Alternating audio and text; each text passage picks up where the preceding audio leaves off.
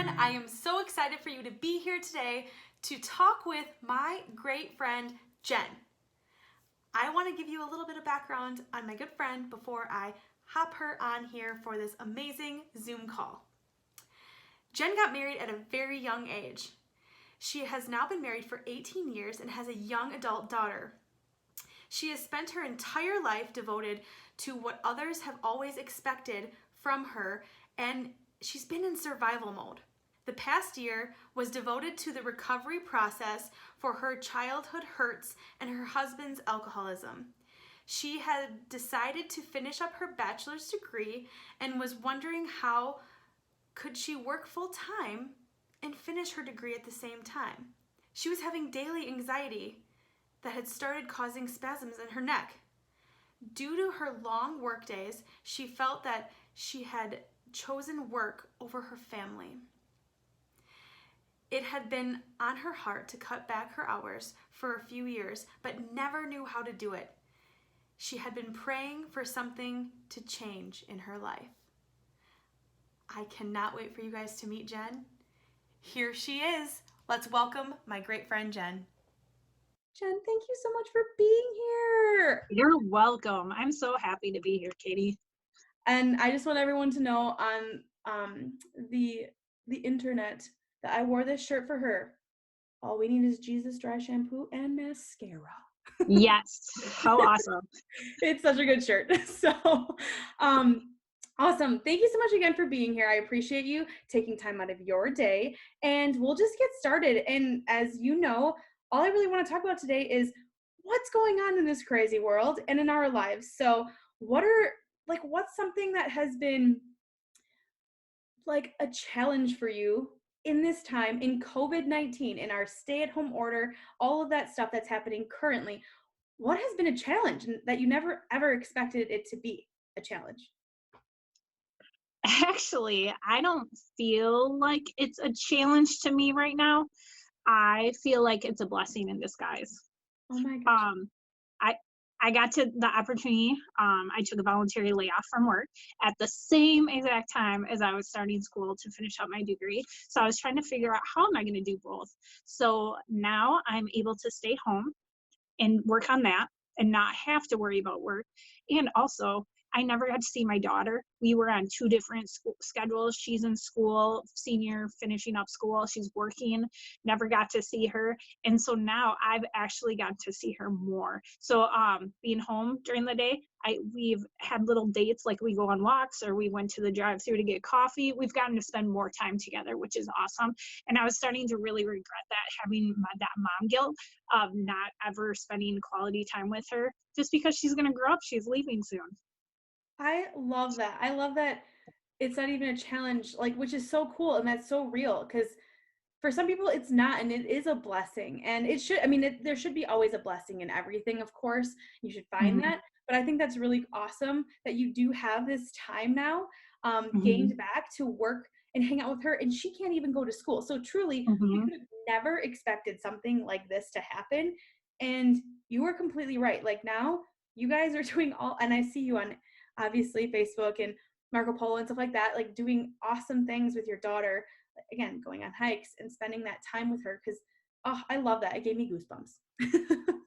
That's awesome. So, well, you kind of already did talk about a positive. What are some other positives and things that you've seen, whether it's in your life, in the outside world, that have been going on in this, again, COVID-19 time we're living in? Like, anything that you can think of, wow, this is really neat, or what are some things that you've seen or felt? So I really have struggled a long time with priorities in life. Sports takes away from family time. Other activities, school, work, everything takes away from family time, and you don't have family dinners anymore.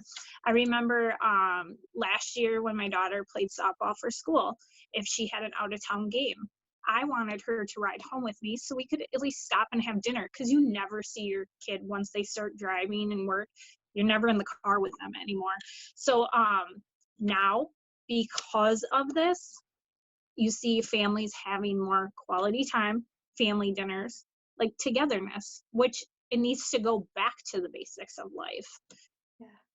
I love that. You're so right. And I like this is so silly, but I have been when I go to the grocery store, that's all I get to go out of this house for. As everyone else. But when I go to the grocery store and I like go through the checkout and I'm like, "Oh my gosh, why am I spending so much money on groceries?" And I'm like, "Oh yeah, cuz I'm eating every meal in my At home. house." And I'm like, and I'm grateful for it and I'm like super glad I have no problem buying groceries, like having to buy groceries. I'm happy about it, but like at first I'm like, "I never spend this kind of money on groceries." Well, no, Katie, you're always on the road. So Mhm. I think it's really great. And yeah, Chad and I have always been together now and a little bit more than either of us would like to agree. But it's been super great. And I agree with you, like that family togetherness and finding different ways to connect when you Mhm. can't actually go visit someone. And so I Yeah, think that's exactly.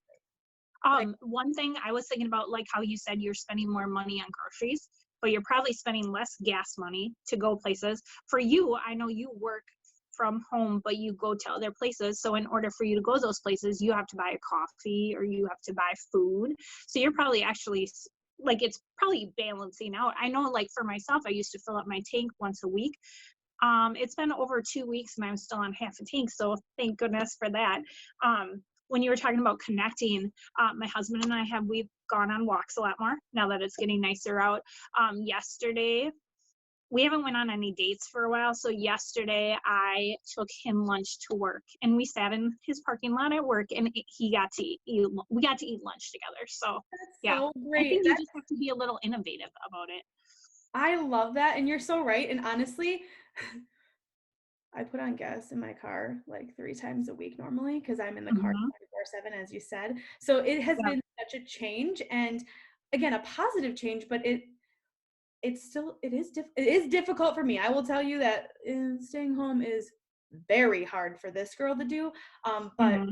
there are so many more blessings than truly hardships for me, and I just feel like if we keep turning that page, and you're doing such a great job of talking about that, and I appreciate you telling your story here today because people will connect with that and say, even if they're not feeling that gratefulness right now, they're going to see what you've talked about, the simple things you can do to like bring brightness into your day and connect. Hmm. And I love that. So thank you so much. I appreciate you so much, Jen, for like coming on here today. Any last words that you'd like to share before we are close up this amazingness? Yeah, one thing that came to mind when you were talking about challenges, I helped take care of my 88-year-old grandpa. And because of all of this going on, where he lives, he's on lockdown. So I'm not able to go visit him like I normally would. So I've just been making sure to call him more often and connecting. He is such a social person. He loves to get out and be with people. So he's really struggling. So I think we kind of forget about that stuff. So it's like I think you even did that. You dropped off some treats at someone's house or just knocking on their window and waving. I think they love it. I even made him, I printed out some pictures and from home, and I made little magnets and of me and my daughter, and I gave those to him. So I reminded him that, just those little things I think brightens their day. Jen, I love that. And you're so right. Like, again, my grandma was in the nursing home. She was in the hospital multiple times and then the nursing home. And she went to the nursing home when they went on lockdown. And that was so difficult. I dropped stuff off there when I could. That was right when this all started. And then she is now home. Thank the Lord. She's home That's and awesome. safe and sound. But I've been down there twice now since she's been home in the last week and a half, 2 weeks. And I'll call her, Grandma, I'm coming up to your window like a Mhm. creeper. Like I'm like, hey, and then we talk on the phone, and I love it because I can see her.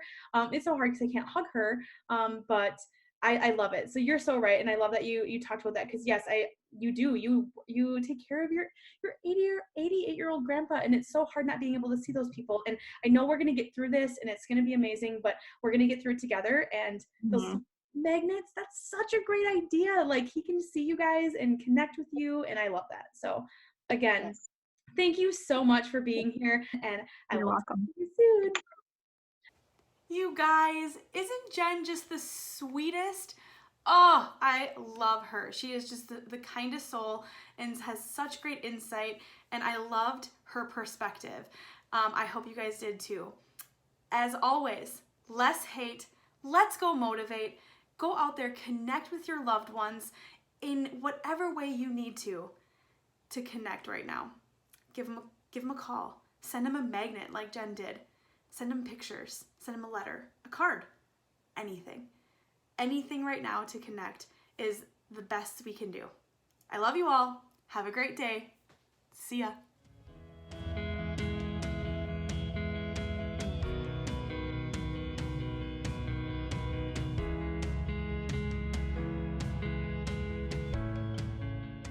Dude, your fingers are in it and it's hilarious. It's like this.